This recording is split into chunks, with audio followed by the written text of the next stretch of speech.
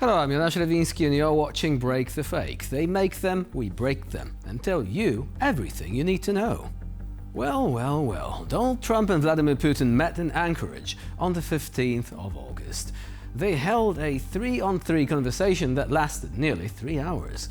On the Russian side were Putin, his aide Yuri Ushakov, and Foreign Minister Sergei Lavrov, who raised a few eyebrows with his questionable fashion sense, namely a t-shirt with a Soviet Union logo in which he arrived in the US. Well, at least he swapped that monstrosity for a suit and a tie for the meeting itself. On the American side were Trump, his advisor Stephen Witkoff, and Secretary of State Marco Rubio. Alright, so this was no doubt one of the most controversial political events of the year. Let's break it down in the classic spaghetti western style, meaning we're gonna do the good, the bad and the ugly. Actually, let's do them in reverse, from the most to the least obvious. The ugly was Vladimir Putin. No explanation needed here, moving on. The bad, and a lot actually, at least at first glance. First, legitimizing a tyrant, obviously.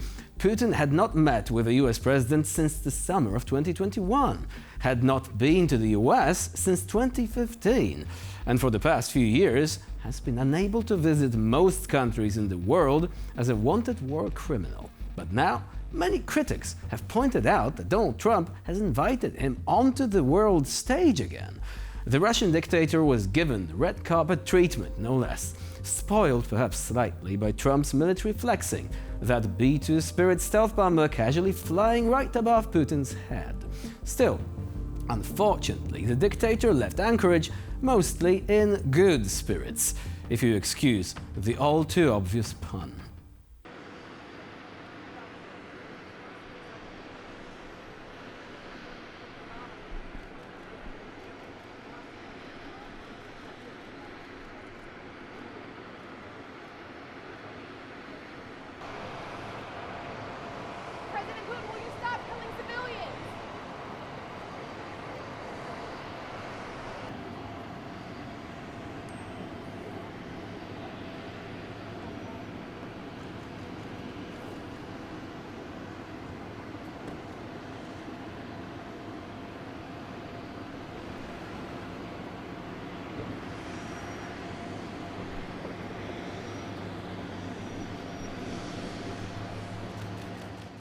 And you've seen the man there dodging a question from a journalist, pretending that he couldn't hear or he couldn't understand. Obviously, he does understand. He speaks English fluently, he's just not showing it to the world normally. Anyway, the whole visit to the US could be called a symbolic triumph for a man who plunged Ukraine into a brutal war. A man who keeps sending missiles crashing down into apartment blocks. A man whose troops execute POWs and play human safari by chasing innocent civilians with drones. Also, remember how President Zelensky had to fight tooth and nail at the Oval Office to make his point and was grilled by a certain reporter over his choice of a military outfit instead of a suit? No such hard time for the Kremlin gremlin. Yes, his fashion sense was impeccable, but beneath that veneer of respectability hides the Hannibal Lecter of modern politics, minus the charm. I guess the red carpet matched the blood on his hands at least. So yeah, file under bad. Speaking of this suit thing with President Zelensky, remember the guy who actually asked the question back then? Let's do a quick previously on Break the Fake. His name is Brian Glenn. He was not a random reporter. Very far right, was dating probably the most anti-Ukraine American politician Marjorie Taylor Greene. Maybe he still does, don't know. Check the MAGA gossip column for details. Anyway, he was out for blood on that day and went after Zelensky with relish. And now, believe it or not, the guy was actually rewarded with vodka from a Russian journalist, and he was delighted. Surprised? Lots of media from around the world, so just very appreciative of everybody. Thank you so much. Thank you for the vodka. Thank you. God bless. I'm glad you got your camera back. Yeah. Let's drink. No, That's a Russian tradition. I don't think I'll drink this today, but anyway. Hey, we'll take Я it. ее распознал. Да, но тем не менее, в этот Anyway, момент они же... good times here in Russian cognac? Alaska. What's You that? want Russian cognac?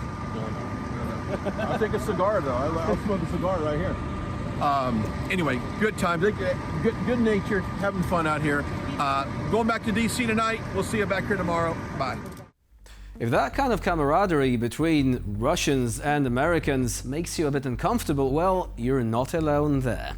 Anyway, following this little interlude, we go back to our good, bad and ugly. We've done the first two, we're left with the good. And it's just so vague, at least for now.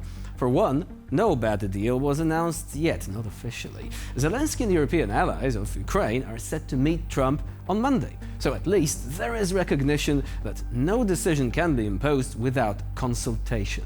Second, allegedly, Russia is ready to accept some security guarantees, which, by the way, are not NATO. Remember the Budapest Memorandum? Yes, the good thing is that we can still give the whole meeting the benefit of the doubt. Trump already sneaked up on us, ninja style once, with the Armenia-Azerbaijan deal that nobody saw coming. Pulling it off with Ukraine and Russia, though, well, I guess we'll have to wait and see. The Kremlin has a new member in its fan club. This time, it is former intelligence analyst and UN weapons inspector Scott Ritter. In an interview with TASS during a media forum poetically titled Club of National Unity, he stated that if Europe attempts to directly intervene in the war, Russia will crush it. At this point, even Russian propagandists would probably have to stifle their laughter. But no, because who else among the Western experts agrees to play the role of standard-bearer for Putin's mythology? So Europe wants to what? Go face to face against the most battle-hardened military in the world today, the Russian military, that is not only composed of battle-hardened soldiers, but soldiers who have learned the reality of modern warfare. The war that's being fought today in Ukraine is unlike any war that's ever been fought before. The tactics that I learned during the Cold War are no longer applicable. If I tried to fight this war with my knowledge, I'd be dead on day one, because I don't understand drone warfare. I don't understand the reality of what drones have done to the modern battlefield.